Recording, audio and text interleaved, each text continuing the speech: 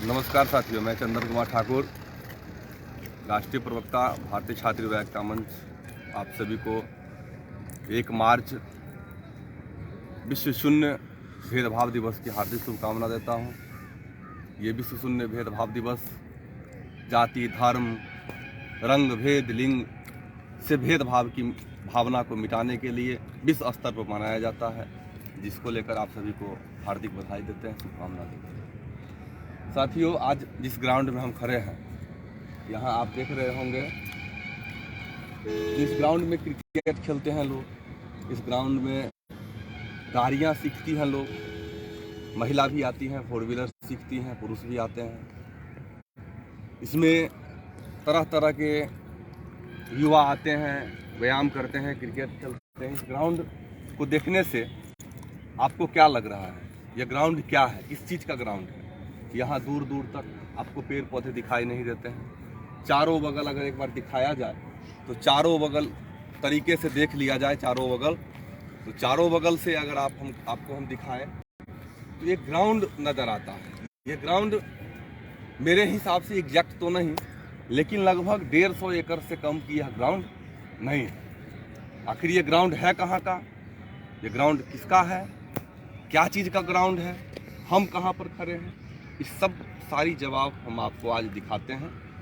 चूँकि हम लोग लगातार बिहार के तमाम ऐसे ऐसे क्षेत्र में दौरा करते हैं जहाँ की मूलभूत समस्याओं के लिए हम लोग आते हैं, मूलभूत समस्या उठाते हैं। जिस तरह से शिवहर रेल लाइन के लिए हम लोग उठाए, तमाम तरह के क्षेत्रों के लिए हम लोग भारतीय छात्र युवा एकता मंच के बैनर तले, जो संगठन के हमारे साथी हैं, हमारे राष्ट्रीय अध्यक्ष हैं, राष्ट्रीय महासचिव हैं, बिहार के प्रदेश के प्रभारी सब हैं, सब साथियों के साथ मिल करके हम लोग लगातार आवाज़ उठाते हैं। साथियों, अब हम आपको सीधा मुद्दा पे लेके चलते हैं। मुद्दा क्या है? तो आज जहां हम खड़े हैं ये भागलपुर है। अब आप शायद समझ गए होंगे जो भागलपुर का यह एरिया क्या है। ये भागलपुर का एरिया, जिसे भागलपुर एयरपोर्ट के नाम से जाना जाता है। आज हम जहाँ बीच में खड़े हैं, लगभग बीच ही कहेंगे, यह बीच भागलपुर एयरपोर्ट का एयरवेज, जहां पर फ्लाइट उतरता है और लैंडिंग करता है, फ्लाइट उड़ान भरती है। और इस एयरवेज पर हम खड़े हैं, जहां की आप देख रहे हैं कि यह गाड़ियाँ चल रही है। आखिर हम बीच में खड़े कैसे हैं? जब ये भागलपुर एयरपोर्ट है तो फिर बीच में हम खड़े क्यों हैं? ये गाड़ियाँ क्यों चलती है? यहाँ लोग क्रिकेट क्यों खेलते हैं? तो ये भागलपुर का एयरपोर्ट है, जिसकी मांग भागलपुर के ही लोग, भागलपुर के अलग अलग तरह के संगठन लगातार उठाते जा रहे हैं। यह लंबित है, यह एयरपोर्ट पूरी तरह से बंद है। अब इसकी कुछ इतिहास में हम आपको लेके चलते हैं। यह भागलपुर एयरपोर्ट सरकार के द्वारा, ये इतनी एक्वायर ज़मीन, चारों बगल से बाउंड्री वाल है, बीच में सड़क भी बनी हुई है, लेकिन ये एयरपोर्ट चला क्यों नहीं? अब आपको इस एयरपोर्ट की इतिहास बताते हैं। यहाँ कभी फ्लाइट लैंडिंग करती थी, यहाँ से उड़ान भरा जाता था। अगर यहाँ से उड़ान भरा जाता था तो आखिर ये बंद क्यों हुआ? इसकी इतिहास हम बताते हैं। वर्ष 1969 से लेकर के 71 तक, 2 वर्षों तक यहाँ फ्लाइट उड़ी। कौन सी फ्लाइट उड़ी? तो आपको बताते हैं, जो यहीं के रहने वाले कुंजी बिहारी झुनझुनवाला, एक झुनझुनवाला नाम की एक व्यापारी थे, व्यक्ति थे, जिन्होंने उस समय कलिंगा एयरवेज चलता था, कलिंगा एयरलाइंस, जो कलिंगा एक प्राइवेट कंपनी था, जो कि बाद में हमें उसकी बारे में जानकारी मिला तो पता चला जो वो बीजू पटनायक, जो नवीन पटनायक अभी मुख्यमंत्री, उन्हीं के परिवार का एयरवेज था कलिंगा। वो यहाँ से फ्लाइट की उड़ान भरी। उस समय 30 से 36 सीटर जो फ्लाइट का उड़ान भरने की क्षमता था, वो ये यहाँ से उड़ान भरती थी। लगातार यहाँ से उड़ान भरी वर्ष दो वर्ष तो तक, 1969 से 1971 तक। उसके बाद यह बंद हो गया। उसके बाद यह एयरपोर्ट का दशा आप देख रहे हैं, किस तरह से यह एयरपोर्ट का दशा है। कलिंगा एयरवेज रुकने के बाद यहाँ कोई एयरलाइंस नहीं चली, और यहाँ एयरलाइंस नहीं चली। उस दिन के बाद तमाम तरह के संगठन यहाँ आंदोलन करते आ रहे हैं। उसके बाद लगातार इस विषय को लेकर के लोकसभा में भी बोला गया, विधानसभा में बोला गया, तमाम तरह के हथकंडे अपनाए गए, लेकिन सरकार एक सूद तक नहीं। अब हम आपको बताते हैं, यहाँ से ये भागलपुर जहाँ हम खड़े हैं, यह भागलपुर से लेकर के ये बिहार का एक ऐसा शहर है जिसे हम सिल्क सिटी के नाम से जानते हैं। बिहार ही नहीं, देश ही नहीं, पूरे विश्व में विख्यात है। चाहे वो भागलपुर सिल्क सिटी हो, या भागलपुर के तमाम तरह के एक्टर एक्ट्रेस हो, या भागलपुर के तमाम तरह के शिक्षाविद हो, या भागलपुर विक्रमशिला विश्वविद्यालय के नाम से भागलपुर हो, तिलका मांझी के नाम से यह भागलपुर है। इसलिए भागलपुर किसी परिचय का मोहताज नहीं है। जब भागलपुर किसी परिचय का मोहताज नहीं है तो आज यहाँ एयरपोर्ट से इस एयरवेज पूर्ति क्यों नहीं है। एक विचार हम लोग सोशल मीडिया पे सुनते हैं, जो अगर देश में नहीं रहेगा एयरलाइंस तो क्या नहीं रहेंगे एयरलाइन, नहीं रहेंगे एयरपोर्ट, तो फिर क्या करेंगे केंद्रीय मंत्री, क्या करेंगे केंद्र की सरकार।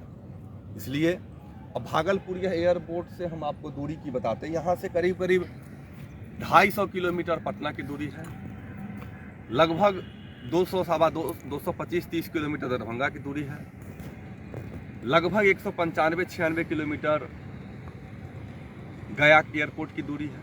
अब सोच लीजिए, यहाँ से 250 किलोमीटर पटना एयरपोर्ट की दूरी है, यहाँ से 225-30 किलोमीटर दरभंगा एयरपोर्ट की दूरी है, और करीब करीब 195-96 किलोमीटर गया एयरपोर्ट की दूरी है। जिस शहर को सिल्क सिटी कहा जाता है, जहाँ उद्योग का एक बड़ा अवसर था, जहाँ विश्वविद्यालय जो विश्व का तक्षशिला विश्वविद्यालय के बाद यहाँ जो विक्रमशिला विश्वविद्यालय, नालंदा विश्वविद्यालय, उस समय का विश्वविद्यालय के में विख्यात एक तक्षशिला विश्वविद्यालय के बाद नालंदा विश्वविद्यालय के बाद तीसरा जो विश्वविद्यालय था वह विक्रमशिला विश्वविद्यालय ही था।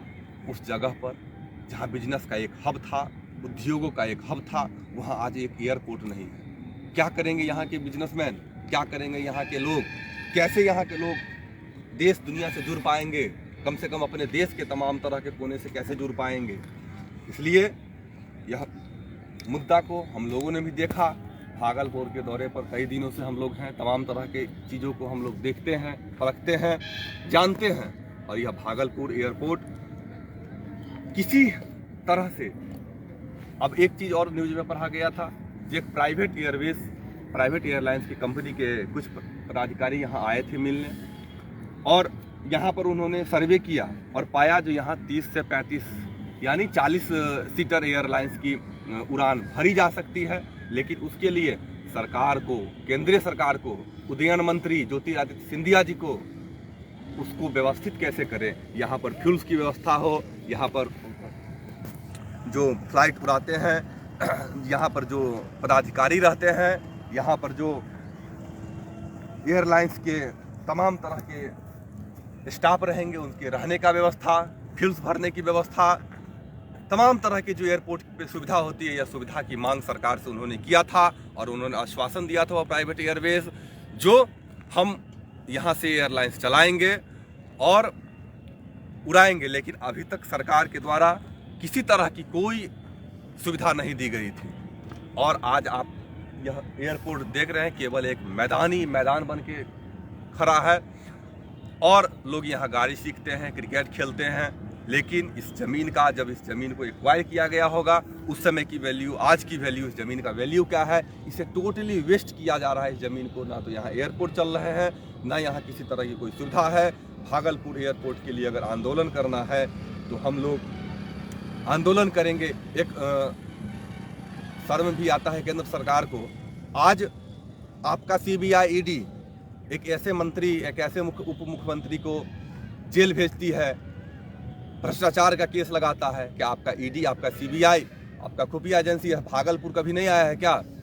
आपको भागलपुर भी आना चाहिए, यहाँ के लोगों के बारे में जानना चाहिए। यहाँ के आपके विधायक, सांसद, यहाँ के पूर्व सांसद, जो कि यहाँ से लगातार सांसद रहे, शाहनवाज हुसैन जी राष्ट्रीय नेता हैं, भारतीय जनता पार्टी के नेता हैं, प्रवक्ता हैं, अच्छे व्यक्ति हैं, उन्होंने भी इस चीज़ को आवाज़ उठाया था। क्या सरकार अपनी पार्टी के लोगों की आवाज़ नहीं सुनता है?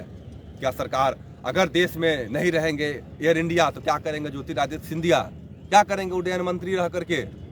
क्या है देश का व्यवस्था? सारे एयरपोर्ट बिक रहे हैं, एयरलाइंस बिक गए, और बिहार को आपने खंडर बना दिया है। इसलिए अगर बिहार का विकास करना है तो हम आग्रह करते सभी छात्र नौजवान संगठन से, एकत्रित होइए। सत्ता में साझेदारी जब तक युवा छात्र नहीं लेंगे तब तक यह देश को बर्बाद करेगा। यह ऐसी व्यवस्था, ऐसी कुरीति जहां निज स्वार्थ के कारण, निज इच्छा के कारण, निज द्वेष के कारण एक अच्छे कार्य करने वाले लोगों पर भ्रष्टाचार का आरोप लगा करके उसे गिरफ्तार किया जाता है। और बिहार का विशेष पैकेज की बात, रैलियां करते हैं अमित शाह जी बिहार में आकर के, कभी पूर्णिया में, कभी छपरा में, कभी चंपारण में। रैलियां करने से नहीं होगा। आप बिहार को आज तक क्या दिए? जब अटल बिहारी वाजपेयी की सरकार थी तब आपने क्या दिया? 2014 से आज 2023 है, आप इस 8-9 वर्षों में अपने बिहार को क्या दिया? इस बात को आपको बताना होगा। तो बिहार का युवा देश का क्रांति लाता है, बिहार के युवा देश का सत्ता को बदलने में सक्षम है। केवल बिहार के युवा को जागने की जरूरत है। और इसी के साथ हम भागलपुर आए हैं, तमाम तरह की चीज़ों को आपको जानकारी देंगे। और जानकारी के साथ यह भागलपुर एयरपोर्ट के लिए विशेषता हम लोग जाते हैं अपने राष्ट्रीय कमेटी के साथ, प्रदेश कोर कमेटी के साथ बैठक करेंगे। किस तरीके से भागलपुर एयरपोर्ट चालू हो, सरकार की क्या क्या मापदंड है और यहाँ चालू करने की क्या क्या तरीके हैं। क्योंकि यह 40-50 सीट से ज़्यादा यहाँ एयरलाइंस की लैंडिंग नहीं संभव है, जो कि प्राइवेट एयरलाइंस के जो पदाधिकारी हैं, लैंडिंग सर्वे कमेटी है, वो आकर के सर्वे किए थे और सर्वे करके देखे थे। इसलिए यह अस्मिता की सवाल है, भागलपुर के लोगों के लिए अस्मिता की, यह ब्रजकांचल की सवाल है, यह इस क्षेत्र का सवाल है जो झारखंड से सटे हुए हैं लेकिन अपने राजधानी से करीब 250 किलोमीटर दूर पर है। हम नीतीश कुमार से भी आग्रह करेंगे, उप मुख्यमंत्री तेजस्वी प्रसाद यादव से भी आग्रह करेंगे, इस मुद्दा को गंभीरता से भी सदन चल रही है, अभी सदन में बजट सत्र चल रहे हैं, आप उठाइए, आप केंद्र को भेजिए ताकि यहाँ के लोग भी बिजनेस से जुड़े, बिहार डेवलप हो। एक पटना डेवलप होने से बिहार का विकास संभव नहीं होगा। आपको बिहार के तमाम कोने कोने के शहर को डेवलप करना होगा। भागलपुर सिल्क सिटी से नाम से जाना जाता है और केवल केंद्र पर ही नहीं रहा। अगर केंद्र सरकार 2024 से पहले इसके लिए फंड नहीं आवंटित करेंगे तो बिहार से नहीं पूरे देश से उनको उखाड़ फेंकेंगे। यह युवा देश का, विश्व का पहला भारत ऐसा देश है जहां 60% केवल युवा है और युवा ही आज प्रताड़ित हो रहा है। चाहे रोजी रोटी, कपड़ा, मकान, दवाई, लिखाई, पढ़ाई, कमाई, सिंचाई, जिसकी व्यवस्था हो इससे वंचित केवल युवा ही हो रहे हैं। इसी के साथ आप सबों के बीच फिर आगे हम आपसे मिलेंगे। धन्यवाद, नमस्कार, जय हिंद, जय भारत।